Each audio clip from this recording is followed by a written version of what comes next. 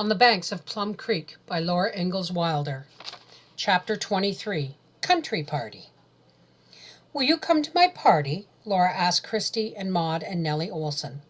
Mary asked the big girls. They all said they would come. That Saturday morning, the new house was specially pretty. Jack could not come in on the scrub floors. The windows were shining and the pink-edged curtains were freshly crisp and white. Laura and Mary made new starry papers for the shelves, and Ma made vanity cakes. She made them with beaten eggs and white flour. She dropped them into a kettle of sizzling fat. Each one came up bobbing and floated till it turned itself over, lifting its honey-brown puffy bottom. Then it swelled underneath until it was round, and Ma lifted it out with a fork. She put every one of those cakes in the cupboard. They were for the party. Laura and Mary and Ma and Carrie were dressed up and waiting when the guests came walking from town. Laura had even brushed Jack, though he was always clean and handsome in his white and brown spotted short fur. He ran down with Laura to the ford. The girls came laughing and splashing through the sunny water, all except Nellie. She had to take off her shoes and stockings, and she complained that the gravel hurt her feet. She said, "I don't go barefooted. I have shoes and stockings." She was wearing a new dress and big new hair ribbon bows. "Is that Jack?" Christy asked, and they all petted him and said what a good dog he was. But when he politely wagged to Nellie, she said, "Go away. Don't you touch my dress." "Jack wouldn't touch your dress," Laura said. They went up the path between the blowing grasses and wildflowers to the house where Ma was waiting.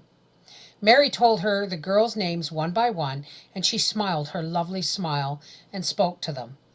But Nellie smoothed down her pretty new dress and said to Ma, "Of course I didn't wear my best dress to just a country party." Then Laura didn't care what Ma had taught her. She didn't care if Pa punished her. She was going to get even with Nellie for that. Nellie couldn't speak that way to Ma. Ma only smiled and said, "It's a very pretty dress, Nellie. We're glad you could come." But Laura was not going to forgive Nellie. The girls liked the pretty house. It was so clean and airy, with sweet-smelling breezes blowing through it and grassy prairies all around. They climbed the ladder and looked at Laura's and Mary's very own attic. None of them had anything like that. But Nellie asked, "Where are your dolls?" Laura was not going to show her darling rag doll Charlotte to Nellie Olson. She said, "I don't play with dolls. I play in the creek." Then they went outdoors with Jack. Laura showed them the little chicks by the haystacks, and they looked at the green garden rows and the thick-growing wheat field. They ran down the knoll to the low bank of Plum Creek. There was the willow and the footbridge, and the water coming out of the plum thicket shade, running wide and shallow over sparkling pebbles and gurgling under the bridge to the knee-deep pool. Mary and the big girls came down slowly, bringing Carrie to play with. But Laura and Christy and Maud and Nellie held their skirts up above their knees and went wading in the cool, flowing water. Away through the shallows the minnows went, swimming in crowds away from the shouts and splashing.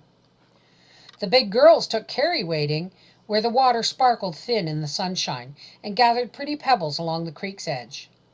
The little girls played tag across the footbridge. They ran on the warm grass and played in the water again. And while they were playing, Laura suddenly thought of what she could do to Nellie. She led the girls wading near the old crab's home. The noise and splashing had driven him under his rock. She saw his angry claws and browny green head peeping out, and she crowded Nellie near him. Then she kicked a big splash of water onto his rock, and she screamed, "Ooh, Nellie! Nellie, look out!" The old crab rushed at Nellie's toes, snapping his claws to nip them. "Run, run!" Laura screamed, pushing Christy and Maud back toward the footbridge. Then she ran after Nellie. Nellie ran screaming straight into the muddy water under the plum thicket. Laura stopped on the gravel and looked back at the crab's rock. "Wait, Nellie," she said. "You stay there." "Oh, what is it? What is it? Is he coming?" Nellie asked. She dropped her dress, and her skirt and petticoats were in the muddy water. "It's an old crab," Laura told her. "He cuts big sticks in two with his claws. He would cut your toes right off." "Oh, where is he? Is he coming?" Nellie asked. "You stay there and I'll look," said Laura, and she went wading slowly and stopping and looking.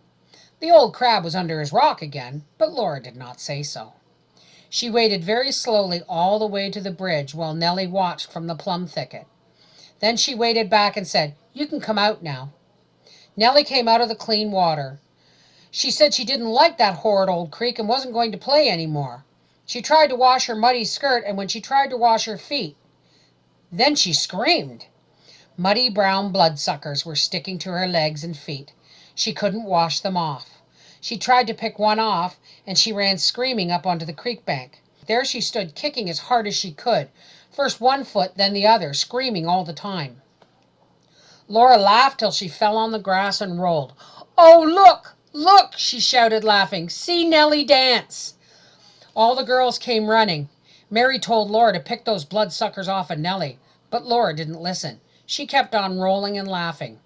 "Laura," Mary said, "you get up and pull those things off or I'll tell Ma."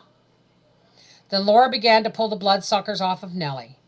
All the girls watched and screamed while she pulled them out long and longer and longer, and Nellie cried, "I don't like your party. I want to go home." Ma came hurrying down to the creek to see why they were screaming. She told Nellie not to cry. A few leeches were nothing to cry about. She said it was time now for them to all come into the house.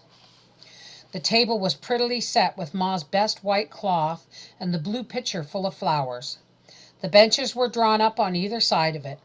Shiny tin cups were full of cold, creamy milk from the cellar, and the big platter was heaped with honey-colored vanity cakes. The cakes were not sweet, but they were rich and crisp and hollow inside. Everyone was like a great bubble. The crisp bits of it melted on the tongue. They ate and ate those vanity cakes. They said they had never tasted anything so good, and they asked Ma what they were. "Vanity cakes," Ma said, "because they're all puffed up like vanity, with nothing solid inside." There were so many vanity cakes that they ate till they could eat no more, and they drank all the sweet cold milk they could hold. Then the party was over. All the girls but Nellie said thank you for the party. Nellie was still mad. Laura did not care.